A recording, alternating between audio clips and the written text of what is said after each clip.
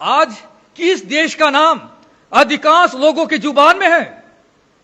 कौन सा वो छोटा देश है जो लोगों के लिए अध्ययन का विषय बना हुआ था और बना हुआ है? मेनली उसके अस्तित्व, वो युद्ध से जुड़ी घटनाओं के लिए वो राष्ट्र है इस्राएल। वो राष्ट्र है इस्राएल। हम एक नए सीरीज को शुरू करने जा रहे हैं। मैं इस सीरीज में आपको कई सारी बातों को बताऊंगा बाइबल के आधार पर, इस्राएल से जुड़ी हुई बातें, और हम स्टेप बाय स्टेप सीखते चले जाएंगे, समझेंगे कि इस दौरान जिस प्रकार इस्राएलियों के साथ जो घटना घट रही है, उसके पहले भी कैसे इस प्रकार की घटनाएं घटी और परमेश्वर कैसे इस राष्ट्र को आगे बढ़ाता जा रहा है, और परमेश्वर ने इस राष्ट्र के लिए क्या योजनाओं को बनाया है, इस राष्ट्र का दुनिया के दूसरे देशों से किस प्रकार का संबंध बनेगा। कुछ बातें हम जरूर मीडिया के जरिए सुनते हैं। मीडिया में बताया जाता है इस्राएल के बारे में, इस्राएल के प्रभुत्व के बारे में बताया जाता है, इस्राएल की आर्मी के बारे में बताया जाता है। बहुत सारी बातें हैं जो वे बताते हैं, पर उन सब से बढ़कर परमेश्वर के वचन में इस्राएल के बारे में जो बातें लिखी गई है, जिनका जिक्र मीडिया के जरिए नहीं होता है, कई सारी बातें, उनका भी हम अध्ययन करने का प्रयास करेंगे। जो थीम है, जो टॉपिक है, वो ये है, इस्राएल परमेश्वर की चुनी हुई प्रजा, या दूसरे शब्दों में इस्राएल परमेश्वर का चुना हुआ राष्ट्र। Israel God's chosen people, Israel God's chosen nation. इस्राएल परमेश्वर की चुनी हुई प्रजा है, जिसको परमेश्वर ने चुना है। दिखने में बहुत छोटा सा यह देश है, पर यह वो जगह है जिस जगह के नाम से पड़ोसी देश भी थरथरा जाते हैं, कांप जाते हैं। इस्राएल परमेश्वर की चुनी हुई प्रजा है, इस्राएल परमेश्वर का चुना हुआ राष्ट्र है। जब आप बाइबल पढ़ते हैं तो आप जानते हैं कि याकूब का नाम परमेश्वर इस्राएल रखा था। अगर आप उत्पत्ति की पुस्तक पढ़ते हैं, 32वां अध्याय पद 28, देखिए पढ़ते हैं। हम पढ़ते हैं उत्पत्ति उसका 32वां अध्याय 22 पद से आगे में, जिससे कि आपको कॉन्टेक्स्ट समझ में आए इस पैसेज का कि यहां क्या हो रहा है। उसी रात वो उठा और अपनी दोनों स्त्रियों और दोनों दासियों और 11 लड़कों को संग लेकर घाट से यब्बोक नदी के पार उतर गया। उसने उन्हें उस नदी के पार उतार दिया, वरन अपना सब कुछ पार उतार दिया, और याकूब आप अकेला रह गया। तब कोई पुरुष आकर पांव फटने तक उससे मल्ल युद्ध करता रहा। याकूब के बारे में बताया गया है, जब उसने देखा कि मैं याकूब अब प्रबल नहीं होता, तब उसकी जांघ की नस को छुआ, और याकूब की जांघ की नस उससे मल्ल युद्ध करते चढ़ गई। तब उसने कहा, मुझे जाने दे, क्योंकि भोर होने वाला है। याकूब ने कहा, जब तक तू मुझे आशीर्वाद न दे, तब तक मैं तुझे जाने न दूंगा। और उसने याकूब से पूछा, तेरा नाम क्या है? उसने कहा, याकूब। उसने कहा, तेरा नाम अब याकूब नहीं, परंतु इस्राएल होगा। उसने कहा, तेरा नाम अब याकूब नहीं, परंतु इस्राएल होगा, क्योंकि तू परमेश्वर से और मनुष्यों से भी युद्ध करके प्रबल हुआ है। यहां पर आप देखते हैं कि याकूब का नाम बदलकर इस्राएल रखा गया। याकूब कौन है? अब्राहम के बेटे का नाम इसहाक, और इसहाक के बेटे का नाम याकूब, और याकूब का नाम इस्राएल। कई बार हम शब्द सुनते हैं इब्री या हिब्रूस, इस्राएली या इज़राइलाइट्स, यहूदी या ज्यू। ये शब्द हम कई बार सुनते हैं। जब इस्राएल की चर्चा होती है तो यहूदियों का जिक्र होता है, जब इस्राएल की चर्चा होती है तो इस्राएलियों का जिक्र होता है, इब्रियों का जिक्र होता है।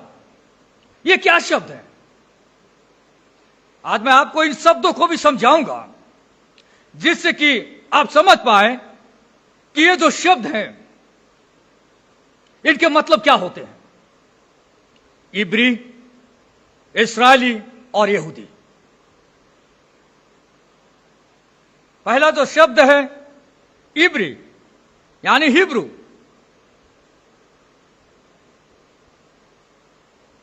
आज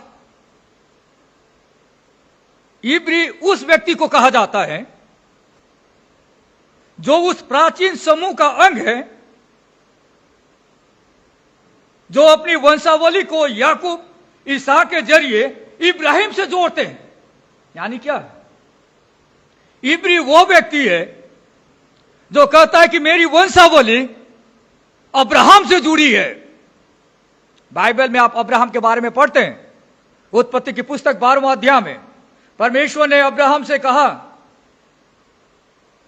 कि तू यहां से बाहर निकल और मैं तुझे एक दूसरे देश में ले जाने वाला हूं और वह देश मैं तुझे और तेरी संतान को दूंगा, कनान देश।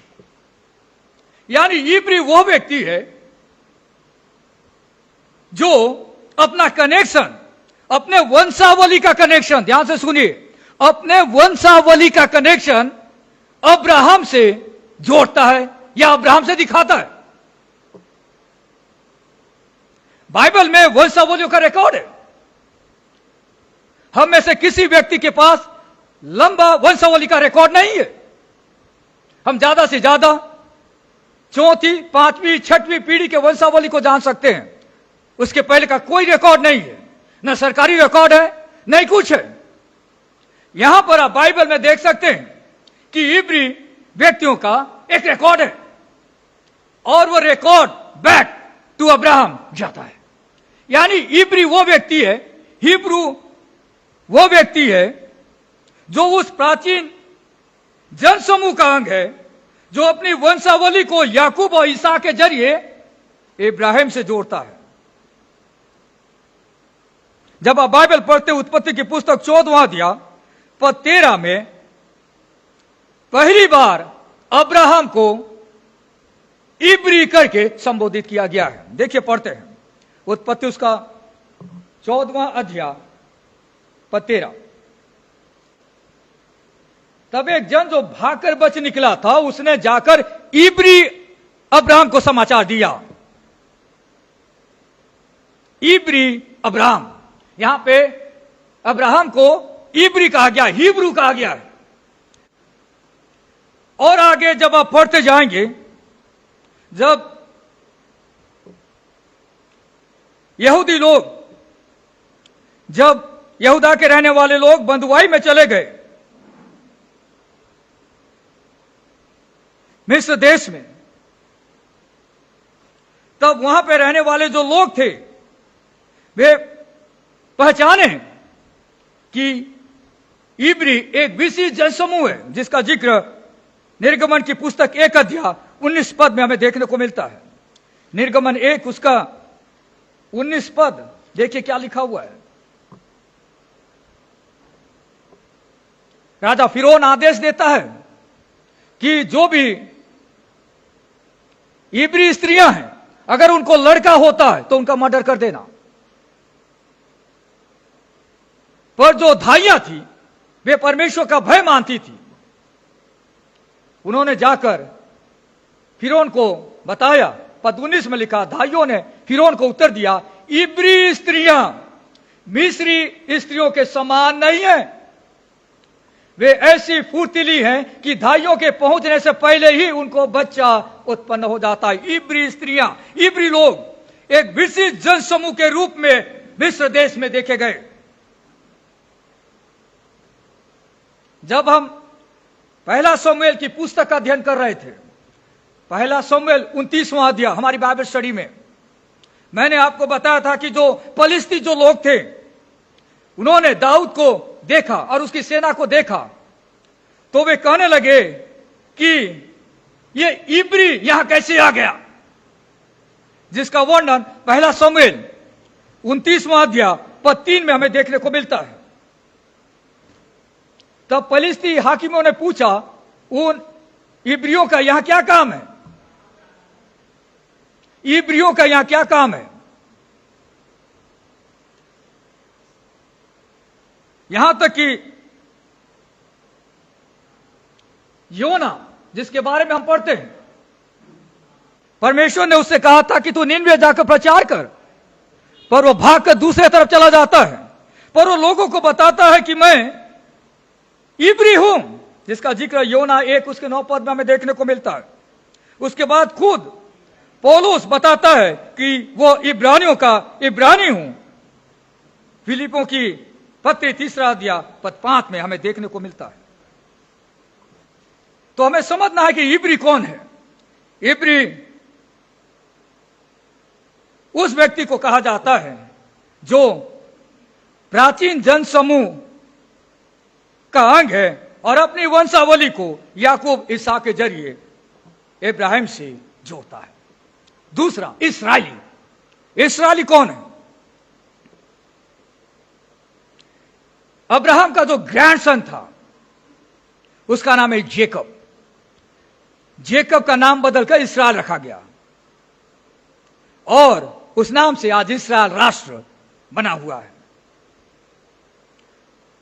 हमने पाठ पढ़ा उत्पत्ति उसका 32वां अध्याय 28 पद में कि याकूब का नाम बदलकर इस्राएल रखा गया। आगे अगर आप फिर पढ़ेंगे 35वां अध्याय उसके 10 पद में फिर से यह बात बताई गई है। 35 का 10, फिर याकूब के पदन राम से आने के पश्चात परमेश्वर ने दूसरी बार उसको दर्शन देकर आशीष दी और परमेश्वर ने उससे कहा, अब तक तेरा नाम याकूब रहा, पर आगे को तेरा नाम याकूब न रहेगा, तू इस्राएल कहलाएगा। इस प्रकार उसने उसका नाम इस्राएल रखा। इस्राएल रखा यानी याकूब की संतान, याकूब के जो डिसेंडेंट्स हैं उन्हें इस्राएली कहा जाता है। याकूब का दूसरा नाम है इस्राएल और इस्राएल के जो डिसेंडेंट, उनके जो वंशज है, उनके जो बाल बच्चे हैं, उन्हें इस्राएली कहा जाता है। याकूब के टोटल 12 बच्चे थे जिसे हम 12 कुल कहते हैं। 12 ट्राइब्स ऑफ इस्राएल हम लोग कहते हैं कि इस्राएल के 12 कुल हैं। जो उस कुल के लोग हैं उन्हें इस्राएली कहा जाता है। इस्राएली जो याकूब के 12 बच्चे हैं और उनकी संतान को इस्राएली कहा जाता है। बाइबल में कई जगह हम पढ़ते हैं इस्राएली शब्द आया है। पुराने नियम में निर्गमन 5वां अध्याय 19 पद में आप इस्राएली शब्द को देख पाएंगे। यीशु मसीह एक बार नए नियम में आप पढ़ते हैं, उसने नतानियल को देखा। जब हम यूहन्ना रचित सुसमाचार 1 अध्याय का एक्सपोजिटरी सरमन सुन रहे थे तो उस दौरान हमने देखा कि यीशु मसीह ने नतानियल को देखा था और उसे देखकर उसने कहा कि यह सचमुच इस्राएली है। आप बैक उस सरमन को सुन पाएंगे यूहन्ना 1 अध्याय का, वहां पर इस्राएली शब्द को बताया गया है। खुद पौलुस अपने बारे में कहता है, रोमियो 11वां अध्याय उसका 1 पद, आइए पढ़ते हैं रोमियो 11 उसका 1 पद नए नियम में। पौलुस क्या कहता है अपने बारे में, वो कौन है? इसलिए मैं कहता हूं, क्या परमेश्वर ने अपनी प्रजा को त्याग दिया? कदापि नहीं।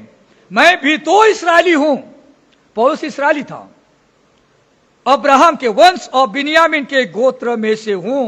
वो अपना जीनियोलॉजी बैठ जाता है और बताता है कि मैं अब्राहम के वंश और बिन्यामीन के गोत्र से हूं, इसलिए मैं इस्राएली हूं, इसलिए मैं इस्राएली हूं।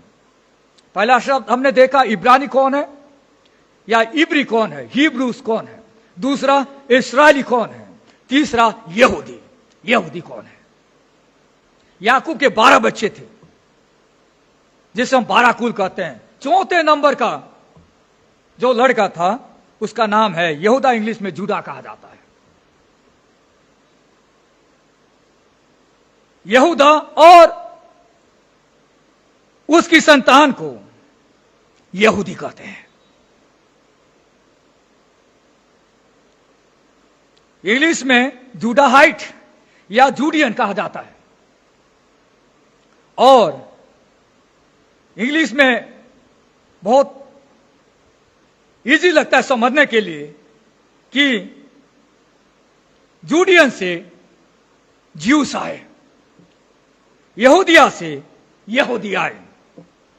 तो ये 3 अलग अलग टर्म है।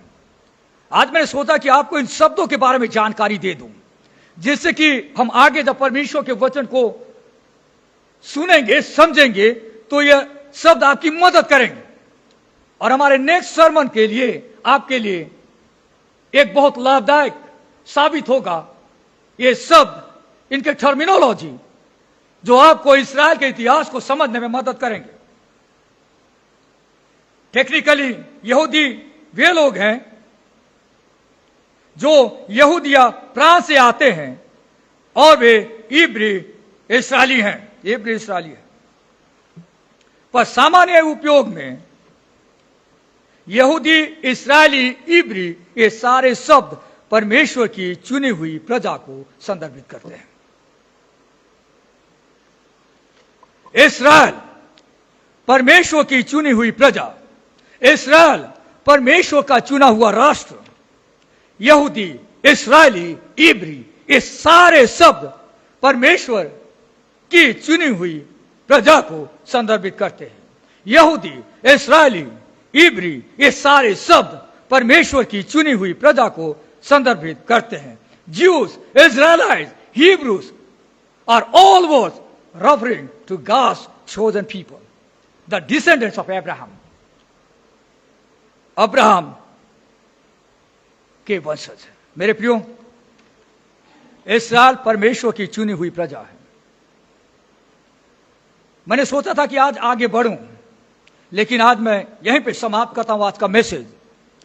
और मैं आगे आज के इस मैसेज में नेक्स्ट जो मैं आपको बताऊंगा, जो हम नेक्स्ट सर्मन में सुनेंगे, वो ये है क्यों परमेश्वर ने इस्राएल को अपनी प्रजा बनने के लिए चुना।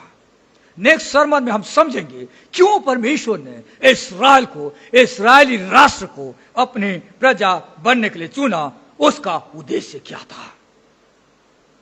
तो इस प्रकार हम धीरे धीरे बाइबल के कई महत्वपूर्ण शिक्षाओं का अध्ययन कर पाएंगे। आज के इस मैसेज से एक बात बड़ा स्पष्ट है कि परमेश्वर लोगों को चुनता है, परमेश्वर लोगों को चुनता है। इस्राएली लोगों ने परमेश्वर को नहीं चुना, अब्राहम ने परमेश्वर को नहीं चुना, परमेश्वर ने उसे चुना। मेरे प्रियो, अगर आज मैं और आप परमेश्वर की संतान हैं, परमेश्वर के लोगों के हिस्से हैं, इसके पीछे सिर्फ और सिर्फ एक ही कारण है, परमेश्वर ने हमें चुना है, परमेश्वर ने हमें चुना है। आइए हम प्रार्थना करें। प्यारे परमेश्वर पिता, हम धन्यवाद देते हैं आज के सुंदर वचन के लिए, बाइबल की इन बड़ी बातों को समझने के लिए आज आपने हमारी मदद की। हम जानते हैं परमेश्वर पिता कि इस प्रकार की बातें जल्दी से हमारे दिमाग में नहीं घुसती और हम जल्दी से समझ नहीं पाते। पर प्रभु, जैसा आपके वचन में लिखा है कि लगातार जब हम इन वचनों पर ध्यान करते हैं तो हमारी परिपक्वता बढ़ती है। हम प्रार्थना करना चाहते हैं इस नए सीरीज के लिए, और हर एक भाई और बहन जो इन मैसेजेस को सुनते हैं वे अपने विश्वास में और भी ज्यादा मजबूत हो सके, आपकी योजनाओं को समझ सके, इस्राएल के लिए बनाई गई योजनाओं को समझ सके, यहूदी और मसीहियों के लिए बनाई गई योजनाओं को समझ सके और उन योजनाओं के अनुसार अपने जीवन को चला सके। धन्यवाद के साथ यह प्रार्थना उद्धार करता प्रभु यीशु मसीह के नाम से हम मांगते हैं, आमीन।